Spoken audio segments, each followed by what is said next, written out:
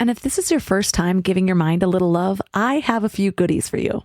First, don't forget to subscribe so you never miss an episode. And second, sign up for the Morning Mind Love. Think of it like a weekday oracle from your highest self to help you start each day with a positive focus. Plus, you'll get 2 gifts absolutely free: a 30-minute binaural meditation and 30 days of journaling prompts to help you remember who you truly are. So join over 9,000 people and go to mindlove.com to sign up. Welcome to Mind Love, episode 269. Today's episode is all about rejecting the lie that you aren't good enough by killing comparison. Some of us have had all types of negative words spoken over us that have made us see ourselves as fractured and as broken. And so other people, they may speak words over us that are negative, and we internalize those things, not realizing that they're speaking out of their deficiency, not yours. They're speaking out of their deficiency because, again, people do what they do. They say what they do because of them, not because of you, but we internalize it. And next thing you know, we see ourselves as less than because a person used the hand of their tongue to make us believe that we're not worthy.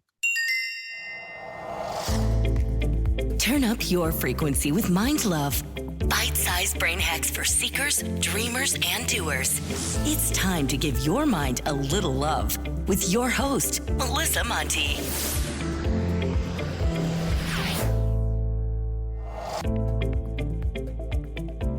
If this is your first time giving your mind a little love, don't forget to hit the subscribe button. Mind love is a habit, and the more you give your mind that love and intention, the better you'll feel about yourself and your life. Plus, it's really a win-win because more subscribers means Mind Love attracts even more amazing guests to bring you their wisdom. So don't forget to subscribe. Today, I want to share a short and sweet review from Carla, who says, "Thank you, Melissa, for this podcast. I love the insight, tips, and mind love you share with all of us." Well, thank you, Carla, for taking the time.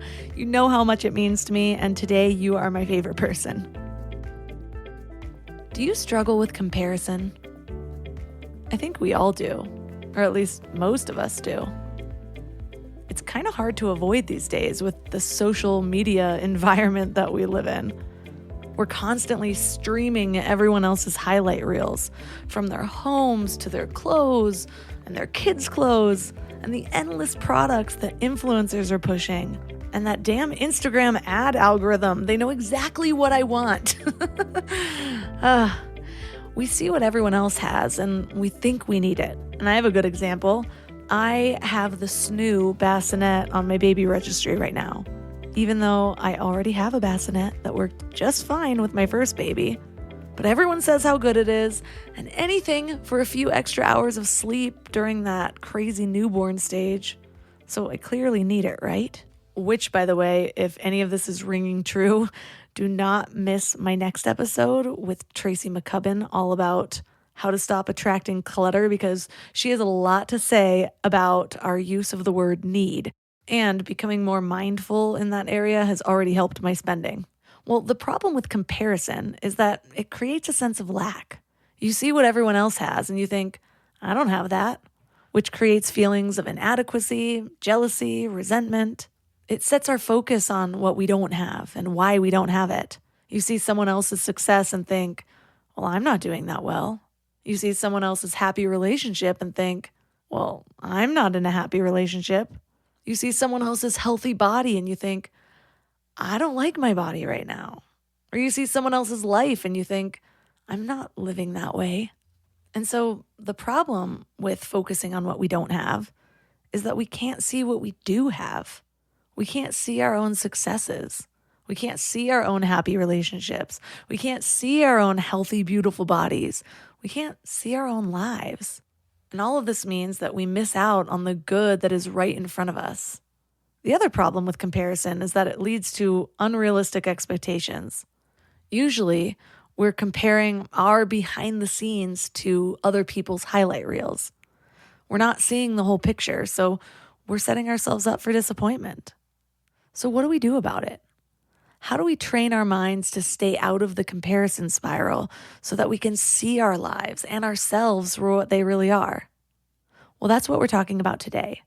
Our guest is Nona Jones. She's an international speaker, preacher, author, and the head of global faith-based partnerships at Facebook. She's also the author of Killing Comparison. So 3 key things we will learn are all about the 2 types of comparison, inspiration and expiration, the 5 most common insecure foundations, and how to find a more secure foundation to build our worth upon, and 3 steps to detox comparison for good. When you're growing a business, most people think the hardest part is getting clients or making money. But I think it's finding people who actually care about the work as much as you do. And I've been there. I've posted a job, got 100 applications, and maybe 3 of them actually read the job description. And it's kind of soul crushing when you're trying to build something that actually matters. When it comes to hiring, Indeed is all you need. Stop struggling to get your job posts seen by other job sites. Indeed's sponsored jobs help you stand out and hire fast. With sponsored jobs, your post jumps to the top of the page for your relevant candidates so that you can reach the people you want faster.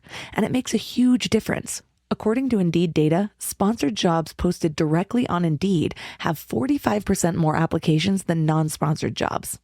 One of the things I love about Indeed is that it just makes hiring so fast because you're reaching people who actually are looking for work, not just casually browsing. Plus, with Indeed sponsored jobs, there's no monthly subscriptions, no long-term contracts, and you only pay for results. And guess how fast it is? In the minute I've been talking to you, 23 hires were made on Indeed, according to Indeed data worldwide. There's no need to wait any longer. Speed up your hiring right now with Indeed. And listeners of the show will get a $75 sponsored job credit to get your jobs more visibility at Indeed.com/mindlove.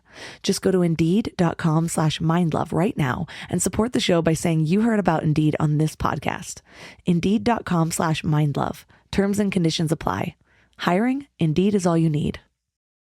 I used to be one of those people who had grand plans for a big healthy meal every Sunday night, and I'd make these elaborate meal plans, buy all the ingredients, and then Wednesday would roll around and I'd be staring at that wilted spinach, ordering takeout again. Shopping, planning, and cooking food really can be simple and stress-free, and that's why I love Hungry Root. Hungry Root takes stress out of mealtime by filling your cart with personalized picks and planning your week of meals, getting smarter with every order. With over 15,000 recipes to choose from each week, many ready in just 15 minutes or less, it's so perfect for those nights when you have no energy left. What I love most is their smart cart technology. It actually learns what I like and what I will actually cook. So no more buying ingredients for recipes that I'll never make. Everything that shows up, I actually use. They screen out over 200 additives, including high fructose corn syrup and artificial sweeteners, only high quality meat and seafood with no hormones or antibiotics, and they carry brands like Vital Farms and Ithaca hummus that I already trust. The time I've gotten back has been incredible. Instead of spending Sunday meal planning, I'm doing things that actually matter to me. Take advantage of this exclusive offer. For a limited time, get 40% off your first box, plus get a free item in every box for life. Go to hungryroot.com/mindlove and use code mindlove. That's hungryroot.com/mindlove, code mindlove to get 40% off your first box and a free item of your choice for life. hungryroot.com/mindlove, code mindlove. I've got 20 minutes till Run Club meets, and it's time for a quick pre-workout snack. Go Squeeze Active Fruit Blend to the rescue. Made with select B vitamins to help release energy, it's an easy, squeezable pouch made to move with me. The taste? So good. And made with real fruit. Even better. Whether I'm hitting the trail or meeting my friends on the court, this is my go-to on-the-go snack. Quick, easy, ready when I am. When it's go time, I go with Go Squeeze Active. Snag yours on your next door run. Search for Go Squeeze on Amazon.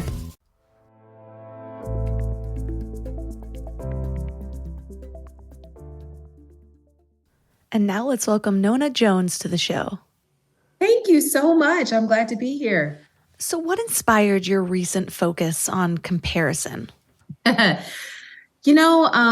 I've been really, really fortunate. I've been blessed in my life to have a great career. And, I'm a speaker, so I get to travel around the world, and I've written some books. And I think a lot of times we look at people who are successful and we assume, man, they must have it all together. Like they must be the most secure people on earth. And back in 2020, I had a situation happen where I realized I was not as secure as I thought I was. I was about to log on to a video conference for work one morning, and I went on to Instagram just to quickly check my comments really quick. And I saw a post from a friend of mine who was announcing that she was so excited because she had been invited to speak at this huge virtual women's conference. And, with the pandemic having spun up, a lot of the speaking engagements that I had got postponed or canceled because of the pandemic. Well, I saw her post and I was just like, oh, now that's really cool. Well, I scrolled down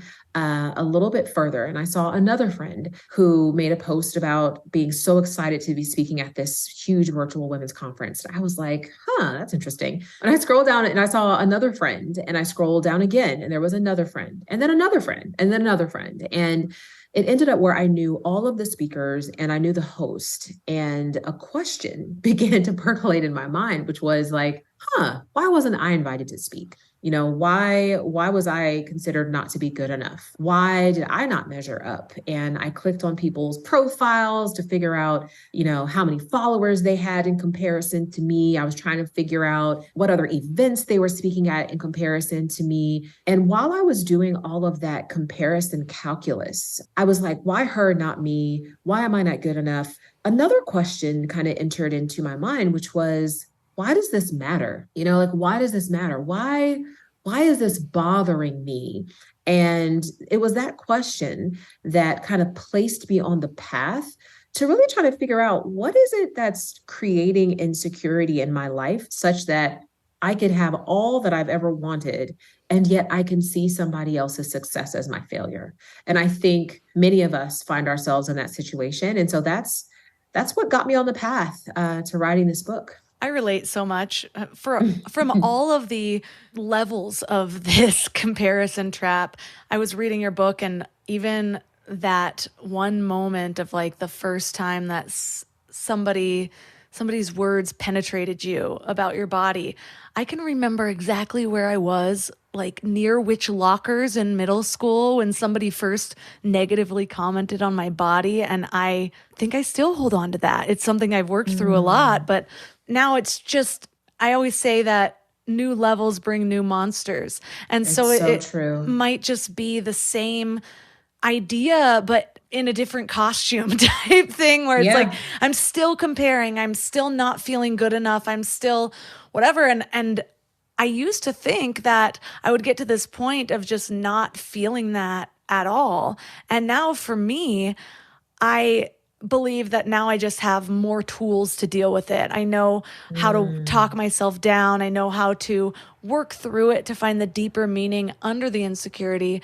And so I'm curious though, you said that at the core of our insecurities is really this need to be worthy. Can you go deeper on that? Oh, yeah.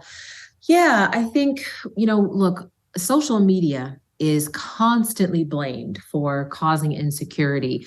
And while I do agree that social media exposes our insecurity, I don't believe it's the source of our insecurity, because in reality, if you think about it, we felt like we didn't measure up before Facebook, before Instagram. Maybe there was someone in our class that we felt like was more beautiful, more popular than we were.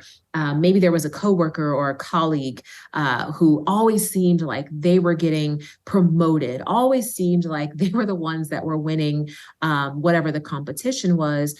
And so we start to feel less than. We start to feel like we don't measure up because we see these other people and it seems like they're thriving, and their thriving makes us question our worthiness. What ultimately happens is we begin to use them as the measuring stick for our worthiness. We see ourselves as only as valuable to the degree that we either are at their level or surpass their level.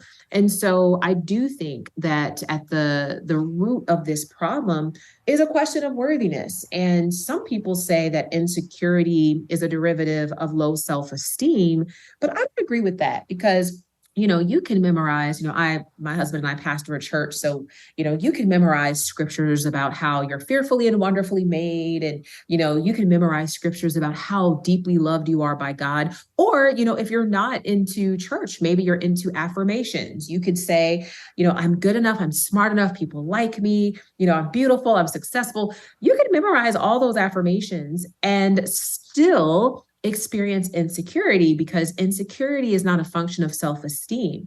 It's a function of what your identity is secured to. And if your identity is secured to something that's insecure, something that's subject to the approval of people, you're going to feel insecure. Why? Because people's opinions change. One day you're the best thing since sliced bread. The next day, people aren't even returning your call. And so you can end up on this slippery slope of worthiness when you place your identity in the hands of other people's assessment. Ooh, identity. That is so powerful, because if your identity is secured to something that's not secure, I've never really thought about it that way, but it's so true, because I am always kind of reflecting on my past. And I was just saying on a podcast interview I was on about how for years, probably until I was about 25, I didn't even see that most of my self-worth came from the outside in and not the inside out. And so a huge part of my self-development journey, when I started to actually heal my life instead of just continuing the downward spiral, was when I started to get in touch with myself and know what I stood for. And that knowing what I stood for included actually getting to know myself, which I hadn't done. I like to give the comparison of, like, if you go on a date with somebody new and you just go hang out at the movies for 30 dates. Yeah, you've spent like 90 hours with this guy, but Right. you've never talked. You have no idea who he is. You've never witnessed his patterns. Maybe how loud he chews popcorn, but that's about it. And so the same thing I think we do with ourselves, where we think that because we spend so much time with ourselves that we know ourselves the best. But are we really aware of ourselves, or are we just on autopilot, kind of moving through, kind of seeing what's cool that's around us, seeing what's considered beautiful, seeing what's considered successful, and not really digging in and asking, well, what is my definition of beauty? What is my definition of success? And can I build my life around that? And when I started to do that, that's when I started to feel confident in who I was, because I wasn't building myself for everyone else. I was building myself for what was true to me.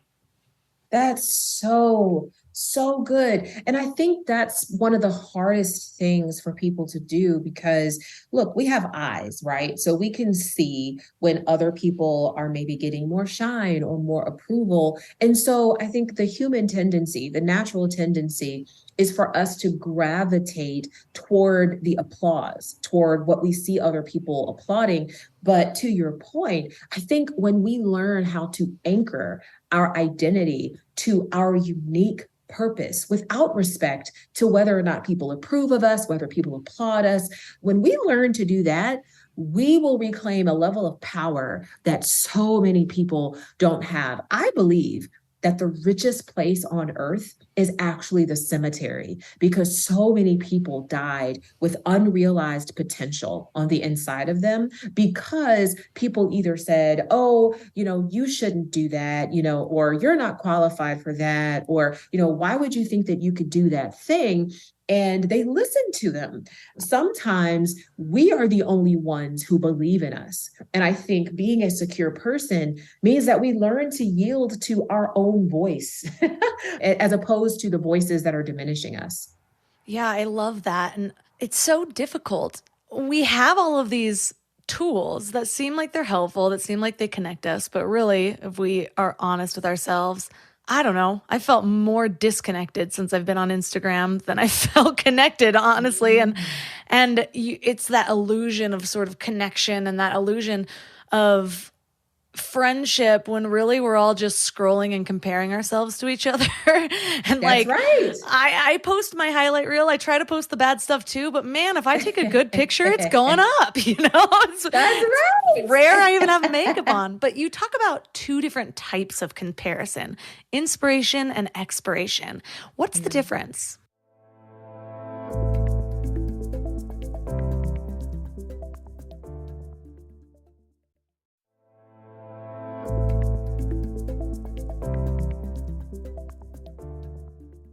You talk about two different types of comparison, inspiration and expiration.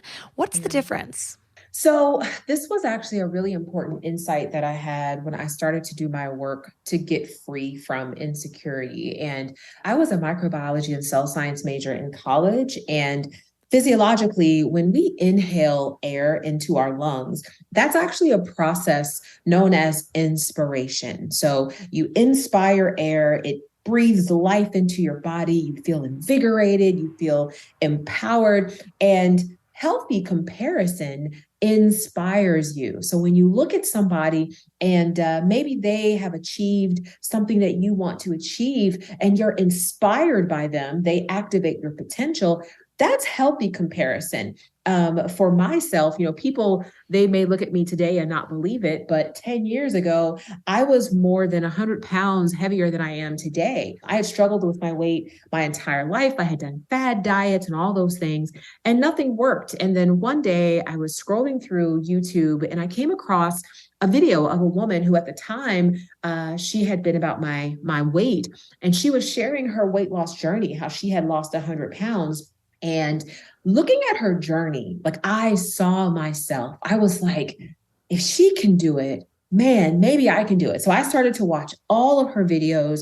I learned her different plans and I was like, let me try it. And sure enough, like I ended up losing weight because that healthy comparison activated my potential. Now, the flip side of that is the physiological process when we exhale air out of our lungs, that's known as expiration. So when we breathe air out, we feel tired, we feel exhausted, we feel fatigued. And this is why when a person takes their last breath, it's called their expiration date. Toxic comparison, it kills our identity. It kills our sense of worth. It actually kills our potential. And this is why we have to be really careful to guard against toxic comparison. So when we see somebody else win, we don't feel like we somehow lost just because they won. That's what toxic comparison does, is it makes you feel like, wow, their win is somehow my loss. So those are the differences between healthy comparison and toxic comparison. I have noticed that the more I really work on myself, it's kind of like when you have a project. I'm kind of knee deep in diving into a project I hadn't touched in a while, and I've been putting it off forever, and I just didn't feel good about it. And now that I'm back in the weeds and I see all the moving parts, I'm like, oh yeah, I can do this. Like I know what's in here. It doesn't feel so scary anymore. And the same thing happened when I started to work on myself, because there were all these things that, I thought I wasn't good enough around, and didn't really know where to start, like had a lot of bad habits I needed to make changes to. And so then every time one of those popped up, I just felt worse about myself. And then I started to work on one at a time. And at first, right getting into it, it was very difficult not to focus on the gap of where I was and where I wanted to be. Yeah. But I did feel inspired. And the more that I made little progresses and actually brought awareness to them, which I think that is the biggest part of it, because I've also worked on myself, not brought awareness, and all I can see is that gap.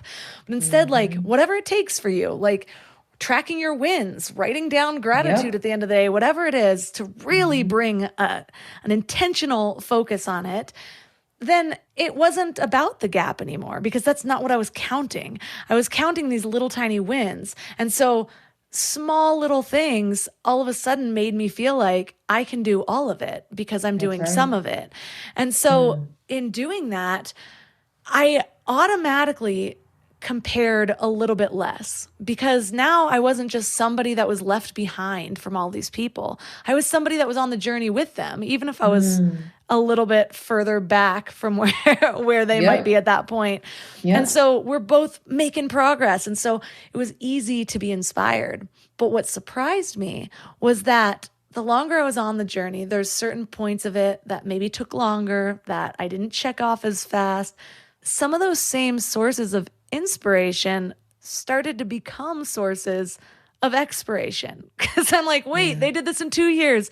I've been at this for 5. Like, why is this not working for me like it's working for them? Or I gave up, or I couldn't do this, or whatever it is. How do you check in with yourself to make sure that a source that you chose or something along those lines is still actually aiding in your progress and it doesn't even necessarily need to be progress for change, but just not adding to your insecurity, if that makes sense. Yeah. I think it's so important to be self-aware. And I love how you articulated just the different methods that you can use. Number one, to be self-aware, but also to keep yourself encouraged. I think, and I talk about this extensively in the book, one of the keys to getting free from insecurity requires recognizing when you're feeling triggered. And some of those things can happen because our emotions tell us when there are things happening inside of us that we may not even want to acknowledge. So, for example, let's say a friend of yours, happens to get married and, maybe you've been single and you thought that you'd be the first to get married. Well, that person gets married. And so you start to feel sadness. You may try to, deny it. You may try to say, oh, I'm actually happy for her. But that feeling of sadness lets you know that there's something happening inside of you. And I think you have to be willing to lean into that and explore that, because usually when we feel that way, there's a lie at the base of that situation that's making us believe we're not worthy. So, for example, you may be feeling sad because there's a lie that has made you think, oh, well, she's getting married, so that means that nobody wants me. And so I think checking in with yourself and just being honest with yourself about how you feel really matters. And then I think it's also important, to your point, to recognize, if certain things just aren't helping you or they're not healthy for you, you need to step away and back away. I talk a lot in the book about how social media, it can be such a great tool to keep us connected with our friends and our family. And it can also, unfortunately, be one of the biggest triggers for toxic comparison, because we're seeing everyone's highlight reels, like you said earlier. And so I recommend strongly that I call it weed our feed. If there are people in your, feed who are constantly flaunting their success, or maybe they're sharing things that just make you feel like you're not quite good enough, mute them. You may even unfollow them. And that's okay. Do what you have to do to guard your heart. Do what you have to do to protect your well-being, because ultimately that's what you're responsible for. Like, you're not responsible for making everybody happy. You're responsible for being healthy. And sometimes that means you have to disconnect from people. But again, it starts by just recognizing what you're feeling, recognizing what you're thinking. When those thoughts come across your mind, like, why her, not me? Why was I overlooked again? I'm never good enough. No one ever wants me. Those thoughts matter, because what that means is, again, there's a lie at the base of them that you need to excavate. And it gets back to the question that I stated at the very beginning, which is, why does it matter? Like, why does it matter? And how does it mattering shape the way that you see yourself? So those are just a few thoughts I would offer. Yeah, that's so helpful. I have the belief that nothing is ever about other people. It's always about me. I'm just projecting things. And so I used to think, well, okay, this is triggering me. It's about me. What can I work on? And I still do think that.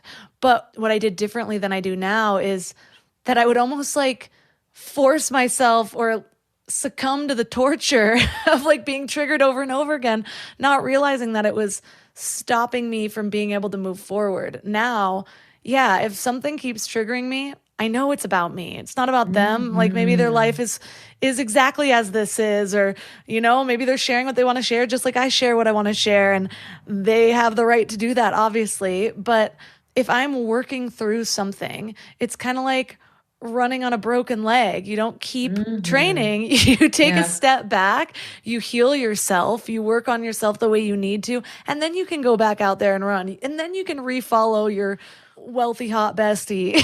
That's right. But not right now. Yeah. Yeah. Not now. You have a quote that just reminds me of that says that, people don't see you as they are, or people don't see you as you are, but they see you as they are. And it's just so true, because we are just always projecting our realities onto other people, making assumptions, making judgments, and we separate ourselves. And I think that's what really takes us away from the oneness that we are here to experience. 100%. Yeah. And I think that's one of the hardest realizations I had is that just because someone, and I talk in the book about this idea that, words matter. The words that people speak over us, they have power. So in the book of Proverbs, I believe it's chapter 18, verse 31, it says, life and death are in the power of the tongue. And that word power, the word translated power there, is actually the Hebrew word which is yod, and it means hand. And so putting that together, life and death are in the hand of the tongue. So when people speak words, they're not just speaking, arbitrary words. No, they're actually shaping. They're actually molding, and they can actually shape life or they can shape death. It's just like if you think about a gun, right? So a gun, many people will say, oh my gosh, it's a deadly weapon. That is true. It can be a deadly weapon in a hand. And that same hand can also use that gun to protect a family, right? And so really and truly, the hand is neutral. The question is how it's used. And so some of us have had all types of negative words spoken over us that have made us see ourselves as fractured and as broken. And so other people, they may speak words over us that are negative, and we internalize those things, not realizing that they're speaking out of their deficiency, not yours. They're speaking out of their deficiency because, again, people do what they do. They say what they do because of them, not because of you, but we internalize it. And next thing you know, we see ourselves as less than because a person used the hand of their tongue to make us believe that we're not worthy. My toddler has these books. They're the bucket filler books. One of my aunts is an author for one of them. I guess there's a lot of authors, but it's just funny because we read every night this idea of bucket filling, and everyone carries around an invisible bucket. And when you hear good words and compliments and are helpful, that's when your bucket gets filled, and we are constantly filling each other's buckets. But bucket dippers think that if they dip from someone's bucket, they can use it to fill their own, but they never do that. I've got all these children's little parables in my head, but it's funny how sometimes the really simple kind of cartoony ways to visualize something, it's so true. It's like when people feel low, they tend to want to bring other people down with them, but then you're both just stewing in your misery. And so it's something my husband and I are really aware of. Like when I'm having a bad day or something like that, I'm just like, I just need time. Like I need some self-care, whatever it is. And I know like he's the one that's going to help bring me up. And so that awareness that we've been able to cultivate in our relationship where I'm like, there's absolutely no way I want to bring him down. Then we're both down. How long is it going to take to bring ourselves up at this point? And so I'm like, when I'm down, all of a sudden my job is to like protect his joy. And then in doing that, I realize I kind of move through it even faster. But one of the things that you talk about is we talked about how, when we really base our self-worth or our security on the wrong things, that's when it's an insecure foundation. And you talk about 5 of those insecure foundations. What comes up for us the most?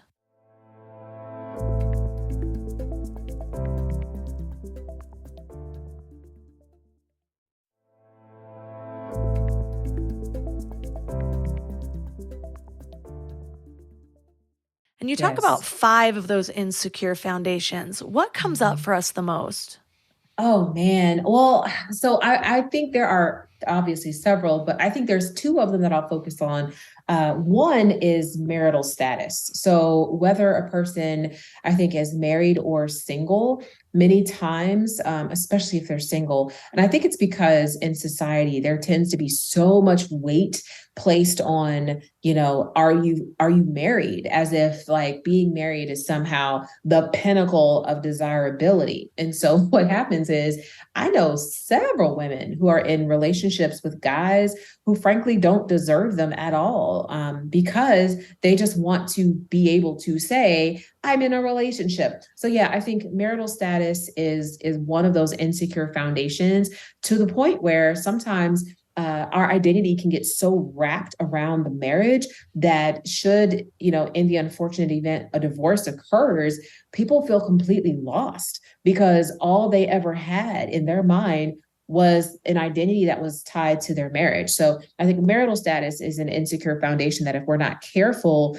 we will derive our sense of worthiness from being married. The second one, and I think this is for men and women, is physical appearance. We end up, and I share a few stories in the book about my own struggles with, body dysmorphia and eating disorders and even surgical procedures, because I was trying to pursue the ideal of beauty in such a way that I would try to, alter myself. And I think many people are doing that. They're on diets, they're spending thousands of dollars, getting all types of surgeries because they're trying to measure up. But one of the points I make in the book is that it's a slippery slope because we tend to think that beauty is in the eye of the beholder, but it's so subjective. Like there are some people who think, full lips are beautiful. So they go and they get, lip injections. But then there's other people who think full lips are not. And so they see the full lips and they're just like, what's wrong with your lips? And so you end up on this hamster wheel where nothing's ever good enough. And so that's really what the whole concept of an insecure foundation is that it's subjective. Financial status, that's subjective too. I mean, look, I don't care how much money you have. There's probably somebody who has more money.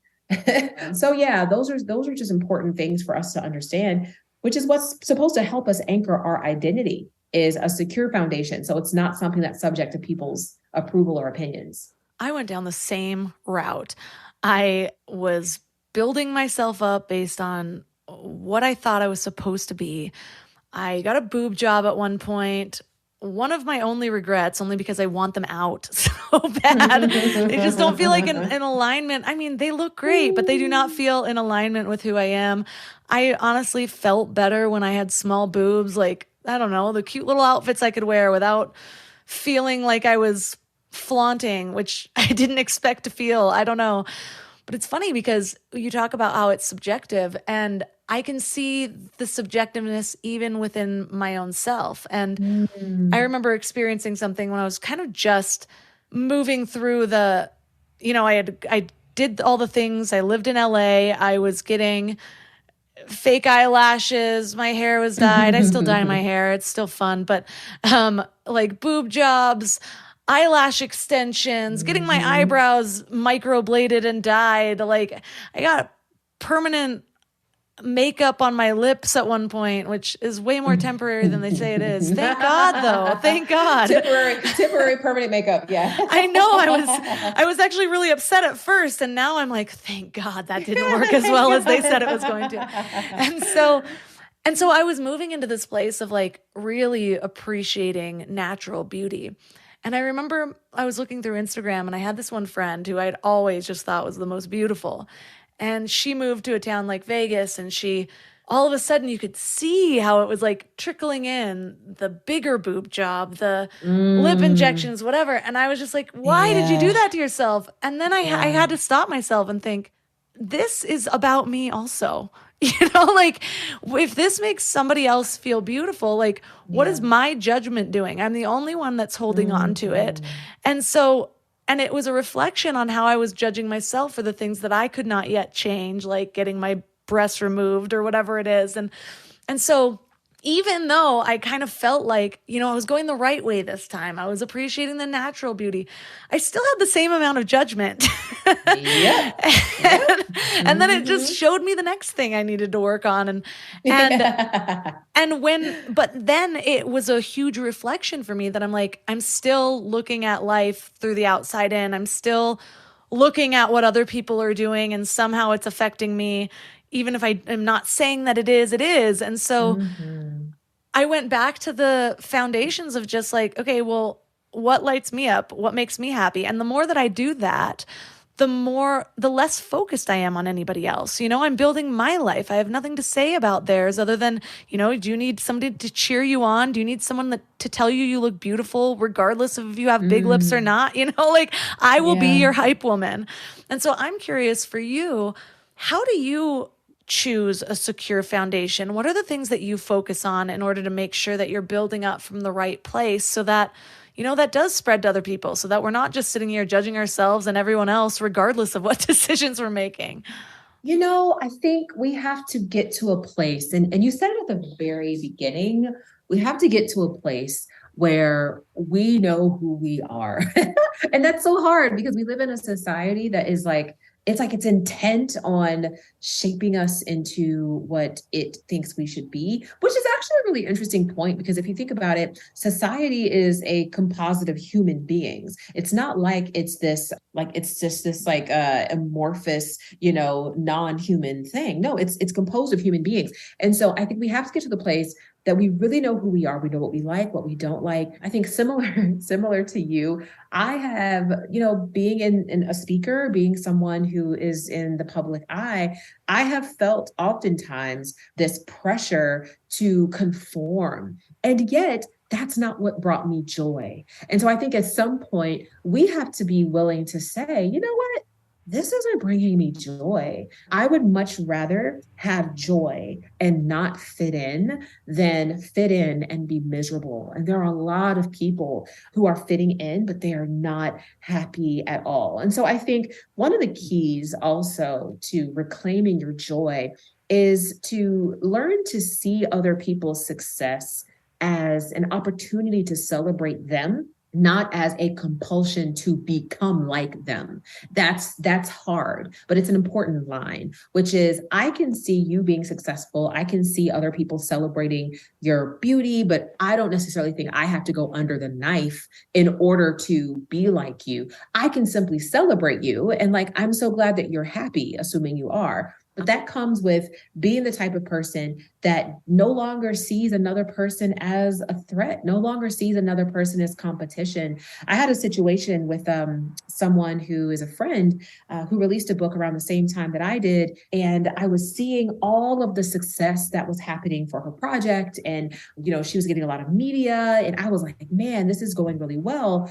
Well, I started to feel like, wow, maybe she's going to have more success than I will. Clearly she's having more media than I am, so she's going to be more successful. Well, instead of allowing myself to kind of descend into those thoughts, I decided, what I'm going to do? I'm going to support her. So I went to Amazon, I bought her book. I even went and I prayed for her. I was like, Lord, I want you to bless her, enlarge her territory, exceed her own expectations, blow her mind. And then I texted her and I was like, I want you to know that I prayed for you and I bought your book and I want you to be successful. And I pray that this is a wild success.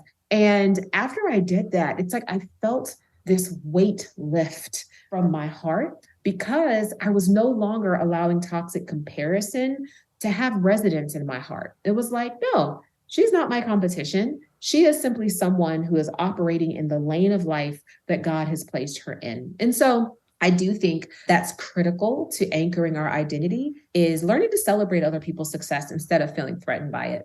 That has so much wisdom in it, because I have this practice or a mindset shift that I like to use that gets me out of comparison. And one of the things that I use is just thinking that, say I see all this success around me, because I was living in LA for a long time and I did have a really big circle of very successful people, levels of wealth that I hope to hit one day.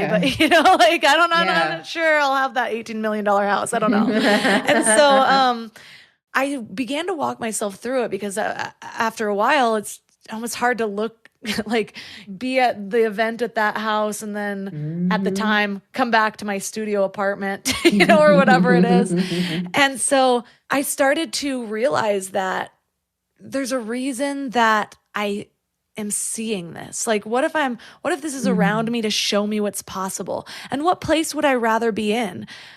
Be in a spot where I'm not forced to compare, or not in a position to compare at all, because I never see it. And so the idea of even thinking that rising that high is possible or impossible because you've never even witnessed it being done in your lifetime? Or would I rather see it with people that I know are deserving, with people that there's a reason that I'm friends with them?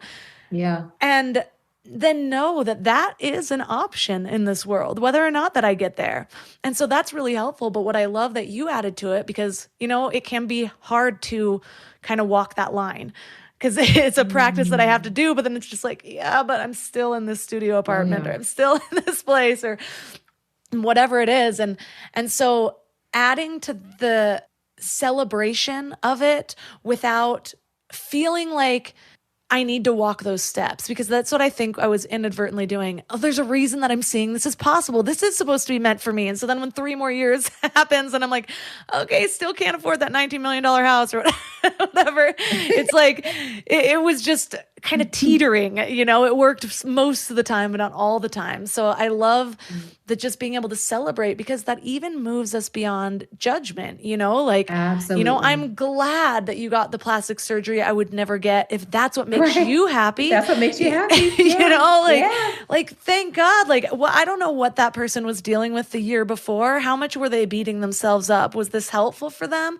Will they change their mind later? That's not for me. That's the next step in their journey. That's their walk with life. That has nothing to do with me. And all I'm here for is figuring out how to cultivate an energy that makes me feel good, and trusting that when I am in that energy, when I'm in that place, that's what's going to spread. That's what's going to make the difference. And not just in my life, in the lives that I come in contact with. That's so, so good. Yeah. And I think you're so funny. I'm thinking about this $18 million house. Probably won't be my house, but at least I can visit. Yeah. I think that one of the most important steps we can take in getting free from insecurity, getting free from toxic comparison, again, is just realizing that we all have the capacity, even if we don't have millions of dollars, even if we're not the most beautiful, even if we're not, in the best marriage on earth, if we don't have all the academic credentials, if we don't have all that, we can still be a source of light and hope and encouragement in other people's lives.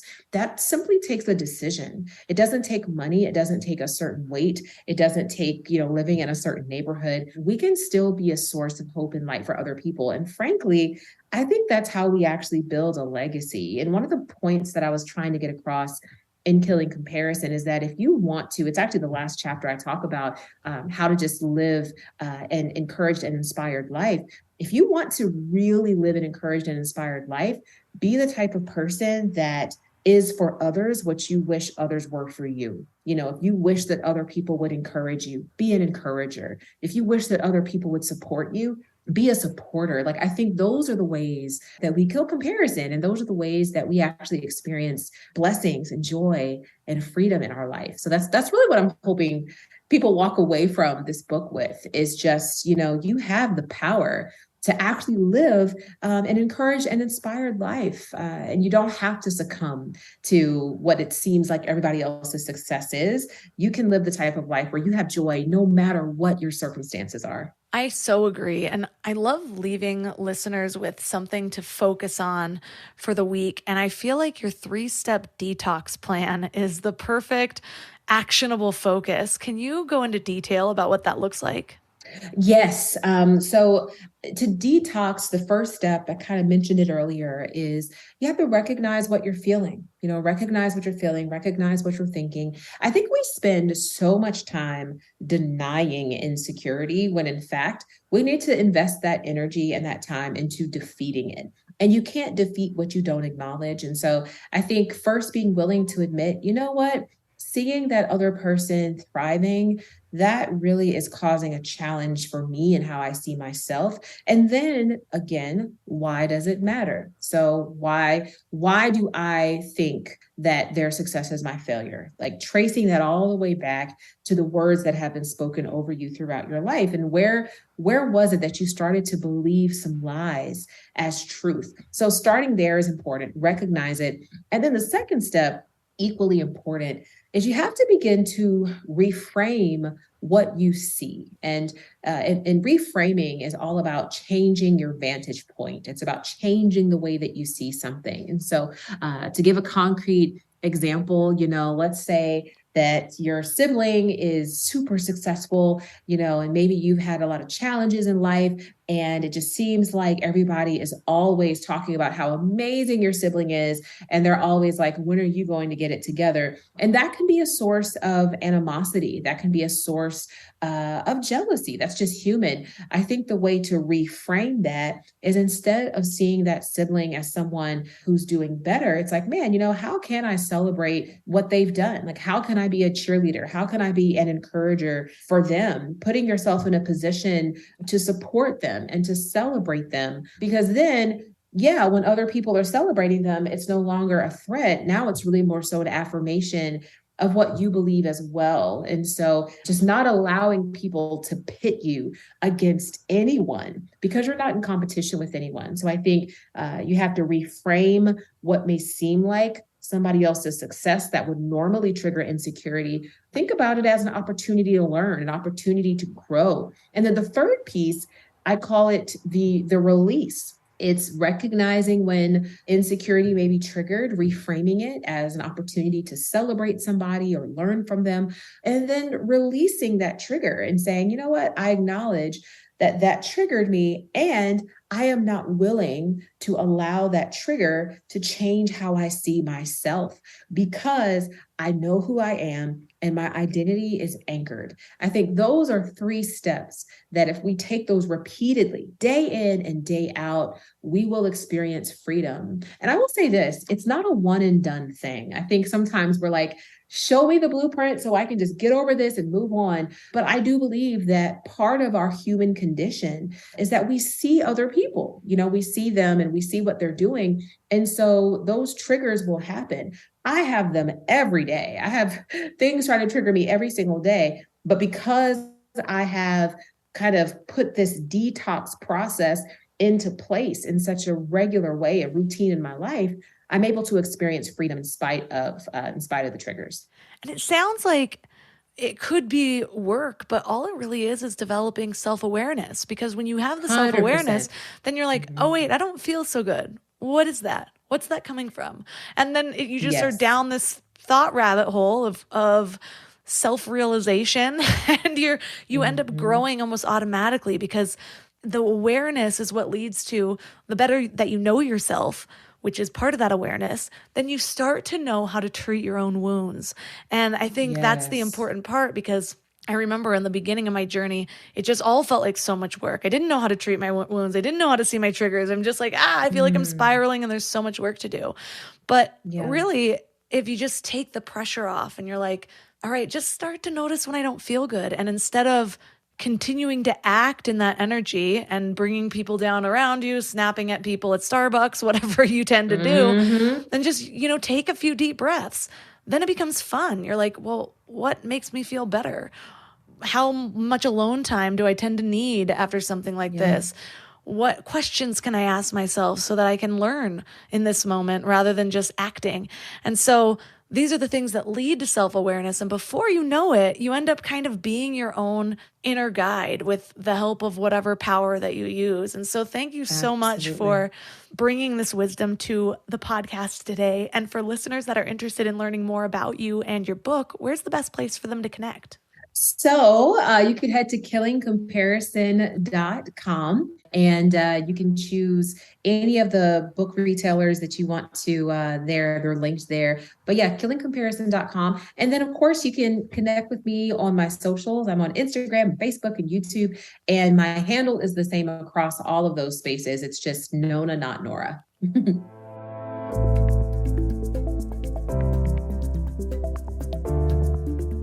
All the links for this episode will be at mindlove.com/269. Your challenge for this week, we just went over. She gave you a 3-step detox plan, but I know how things work. If you're overloaded with 3 whole steps, maybe you won't do anything. So I'm going to give you 1 step. I believe the most helpful thing that you can do this week is detox your social media feed. You know who those people are that trigger you. And if you're anything like me, you think that they are your favorite people to follow. They might even be the accounts that you look at the most, so it's going to be kind of a hard loss. At least that's how it was for me. There was one person that has this lifestyle that I wish I had, but just cannot attain, mostly because I don't have the space and the storage and the farm. There's also the ones that have the luxury that I'm just not at that level yet. And I like peeking into that life. It's probably the only reason anyone watches the Kardashians, which I do not, but no judgment because I'm still watching The Bachelor for some reason. Anyways, not the point. You know who these people are. The ones who get you to buy. The ones that you might accidentally be confusing with inspiring you because suddenly you feel inspired to go get this thing that you don't have, or spend money, or sit in your room and think about how terrible your life is. It sounds sad when I say it out loud because it is. But it's not far-fetched. It's what a lot of us are doing. We are looking at each other and thinking about what we are missing based on that, rather than how great we have it. And so declutter your social media feed. We're going to be talking about decluttering in the next episode, so get excited for that. But first, start with your social media feed. Have it be people that you actually want to connect with, people that make you feel whole already. And if that's not possible for you, maybe take a break from social media. And then focus on what you do have. Every time you find yourself thinking, my house isn't good enough, or my wardrobe isn't good enough, or I am not good enough, stop yourself and focus on abundance.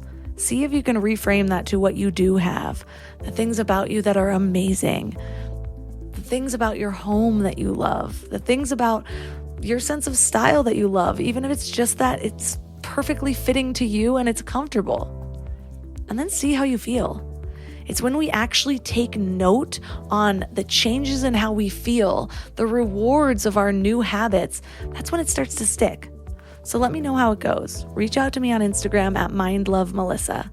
And, if you need some inspiration, scope out my Instagram stories and see how not perfect my home is.